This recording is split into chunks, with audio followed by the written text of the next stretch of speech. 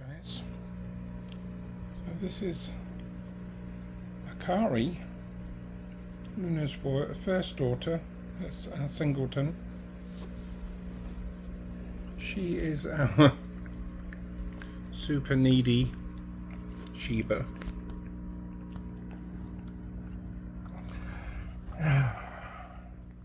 And yeah, she goes from one lap to another lap to another lap, and then when she's done with all the humans, she will inevitably go round the dogs in the house seeking attention, and when they're done licking her ears and given the attention or lack of, she moves on to the next one and back to square one again.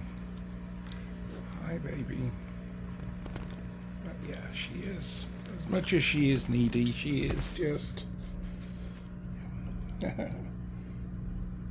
so Sheba.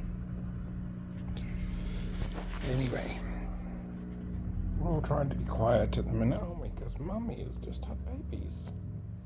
A couple of days sooner than we thought.